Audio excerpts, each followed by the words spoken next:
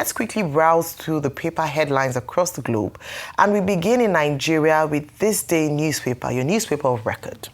This day leads with the reports that the Senate has confirmed 64 ambassadors, including Mahmoud Yakubu, Femi Fani Kayode, Abdul Rahman Dambazao, Ibok Ete Ibas and Reno Omokri, while the Joint Senate Committee on Petroleum Resources screened President Bola Tinubu's nominees for the Nigerian Upstream Petroleum Regulatory Commission and the Nigerian Midstream and Downstream Petroleum Regulatory Authority, who pledged digitization, strict contract enforcement, gas discipline, and reforms to boost investor confidence and sector performance. We have talked about in detail with regards to the diplomats, but now we'll hopefully maybe touch on the one for the NUPRC and NMDPRA. Well, let's move on to the Punch newspaper, which is on your screen right now. Punch reports that the House of Representatives has set up an ad hoc committee to probe alleged discrepancies between the tax reform laws passed by the National Assembly and the gazetted version, as the People's Democratic Party calls for a 6-month postponement of the January 1, 2026 takeoff to allow investigation and public sensitization. That's on the front page of the Punch newspaper, and across different newspapers this morning, the report is there too. Now let's move on to the New Telegraph newspaper, where we have a report that petrol marketers face an estimated 34 billion naira loss after Dangote refinery slashed PMS prices from 828 naira to 699 naira per litre. I saw some queues yesterday in front of some filling stations selling that fuel as people were rushing there for the bonanza this Christmas. Well, this leaves imported fuel with higher landing costs and catching marketers with over 268 million litres already at Nigerian ports. We also see that headline there on the front page of the New Telegraph, where governors, please can we go back to the New Telegraph, please? On Yuletide, where the main headline story of the New Telegraph very quickly, governors promise visible security presence nationwide. And that ties in as well to the president's push, doubling down on state police, saying that the APC governors ought to lead at the APC caucus meeting. Now let's move on to the Daily Independent. The Daily Independent reports that Northern Christian Association of Nigeria has urged President Tinubu, Northern governors and the FCT minister to urgently strengthen Nigeria's security architecture ahead of Christmas, citing rising banditry and terrorist attacks that have forced many Christians to avoid travel and worship due to fear. And it's interesting because the main headline story as well in the Daily Independent is, again, Tinubu assures of state police creation soon. Just to reiterate that that's a big story this morning. Now let's move on to the Leadership newspaper. The Leadership reports as the headline story that 30,000 pensioners across Nigeria's 6 geopolitical zones will benefit from a free healthcare scheme under the Pension Industry Healthcare Initiative, set to begin in the first quarter of 2026. The pilot program, co-funded by the National Pension Commission and pension fund administrators, targets retirees under the contributory pension scheme and is aimed at improving retirees' health, longevity, and overall quality of life in retirement. And let's go on to the Vanguard newspaper now, where they report that uncertainty remains over the departure of a Nigerian Air Force C-130 aircraft and 11 soldiers from Burkina Faso to Portugal. So this story hasn't by any means died or ended, despite their release by Burkinabe authorities. The Ministry of Foreign Affairs said the aircraft developed fresh technical faults during taxiing, delaying takeoff, and officials were still awaiting confirmation of departure. The soldiers had been detained for over 10 days after an emergency landing in Bobo Dioulasso, an incident that triggered diplomatic tensions before being resolved through high-level talks led by Foreign Affairs Minister Yusuf Toga. So our men are not yet out, even though yesterday we were celebrating the fact that there had been that conversation with Burkina Faso and Nigeria, another issue around technical development. Let's go on to the Daily Mirror.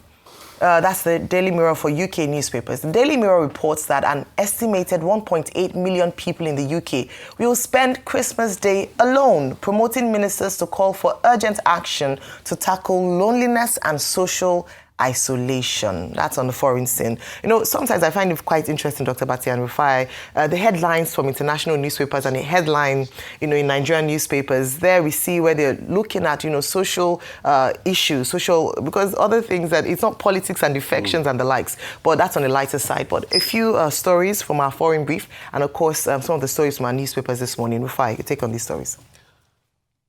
Donald J. Trump built the narrative that Afrikaans were being prosecuted in South Africa on a lie. Through that, he gave them quotas to be able to emigrate to America.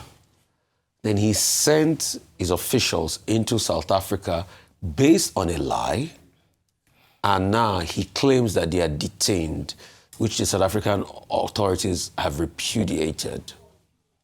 All of this Afrikaans joke is based on a lie. And we have repeated it over and over and over again to Donald J. Trump. But no, because he's racist in his outlook.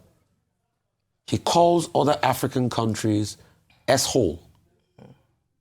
But all of a sudden, he has sympathy with Afrikaans, which they have claimed that they've been prosecuted, which is a lie. The Afrikaans have built independent territories in South Africa for themselves alone. And we've seen how they have done it. In fact, it was the Afrikaans that were prosecuting and hurting the native South African. We remember the days of apartheid, Bantunization, Bantustan. We remember how townships like Soweto came about, where they were putting black people in sort of like a concentration camp. But that's the kind of lie he peddles. And that's who he is. And it's sad that he is the leader of the free world. As regards Ukraine, it's good, but I also understand what is happening. Yes, you've given Ukraine a loan of 90 billion to be able to prosecute the war. They need way more than that, but it's a good start. But when you also look at it, the problem is very pervasive. They don't also want to fall on the negative side of Russia. That's why Europe is being careful. In fact, the Prime Minister of Belgium is very particular about this. He's been an advocate. Let's not use the funds. The words will go over someday. But the question we should now ask is, how do you punish people that do things that are wrong? I read a book written by John Maynard Keynes about the return of peace after the First and Second World War and how the losers had to cede grounds like Alsace-Lorraine and some other areas like that, and how the losers had to pay reparation. Anyway, Russia has not lost this war, but if there's a concerted effort, the back of Russia can be broken. That should have been the case, but President Trump is not cooperating. But at some point, we must have a mechanism to be able to punish Russia for what they have done with this level of aggression, which they have constantly done. I'm shocked that our people are not back from Bobo Dioulasse here. We celebrated it yesterday. We thought they will be back. And please, we want investigations to go on as regards the double and the forged tax laws so that we can get to the end of the matter. And the MOU signed with the French government. Please, the government should at least, for the sake of transparency, let us know what is in it. Our sovereign cannot sign something on our behalf and put us in jeopardy without knowing what is in it. There's something called the Coalition of the Willing in Europe. And that's the group of European countries that are supporting Ukraine, or rather trying to help Ukraine. And they are resolved to say that security guarantees must be provided for Ukraine. And part of this will be to help Ukraine to survive. Now, within the next few months, if Ukraine does not get any kind of financial support, it will not even be able to produce drones. It will become lame duck, completely just waiting to be annihilated by Russia. So I think the first thing we should stress is the willingness of the Coalition of the Willing. Now they have agreed that they will provide loan running into about 90 billion euros to help Ukraine between now and maybe the next 1 year, and then to also help in pursuing the security guarantees. But what has happened is that in the meeting held in Brussels, they didn't go a step further to say we're going to confront Russia. Because Russia, before now, Putin, to be specific, had warned that they should not use Russian assets to support Ukraine. And so what they have done is to avoid that place. And the big thing about the meeting is that they were able to reach a consensus, avoiding chaos, to make sure that they don't get to that particular point. But their support for, Ukraine is already something they have already well stated. In fact, it was President Macron that made the point that, look, we still have to need to find a way to re-engage Russia, because long after the war may have ended and all of these processes may have been established, Russia will still be a country, and it will still be a powerful country. This weekend, there will be meetings in Miami, Florida, between Zelensky's officials and also Steve Witkoff and what's the name of that son-in-law? Jared Kushner, and the United States looking into it.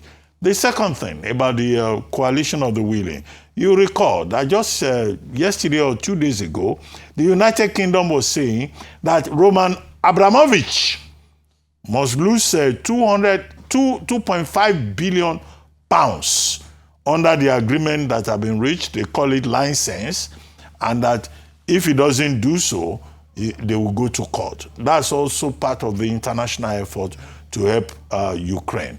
And then there is the subsisting issue about the peace plan, with the 28-point plan from the United States and the 20-point plan that the coalition of the willing arrived at. So all of that are on the table.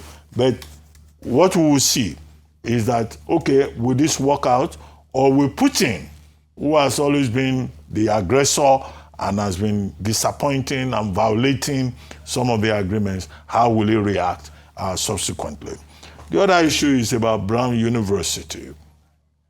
Brown University, the gentleman called Claudio Volente, he was a student of Brown University. He was studying physics there, and he seemed to have had some kind of potential.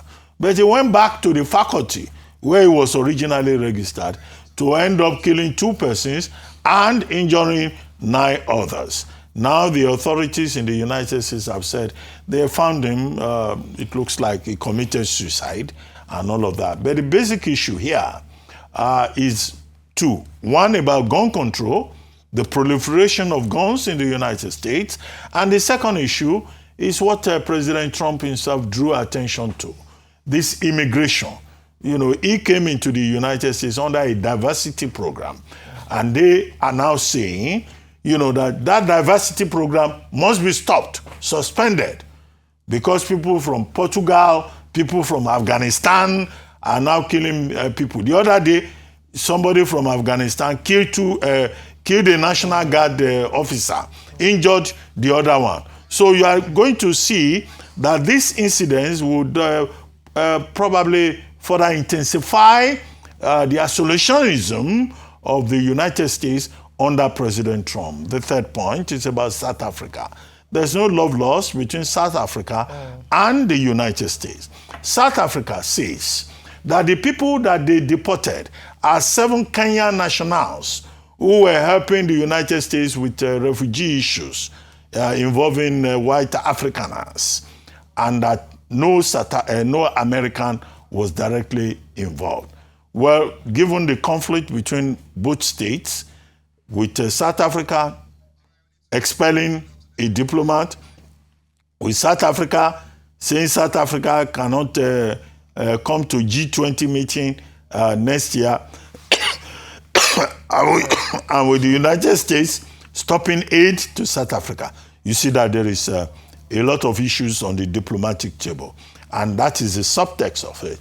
That is why you see that US says one thing, South Africa says another thing. But I keep insisting that there is nothing that diplomacy cannot resolve on the long run, as Nigeria continues to pursue the diplomatic solution in its relationship with Burkina Faso and our seized aircraft and the 11 Nigerian soldiers. Absolutely. All right, we need to go now. Just to say very quickly around, the Northern Christian Association of Nigeria saying that more attention should be paid to security, especially during this festive season. Some of their members are unable to travel. And just to mention, as to highlight that we still have our young children from Kebbi State, Papiri, in captivity. We hope that Christmas will be merry indeed for their family members by ensuring their return back home. I know the President Bola Ahmed Tinubu administration has said they are working towards it, and this is just to continue to put it on the table. We have children as young as being in nursery, primary school in captivity, and we need to have them out before Christmas.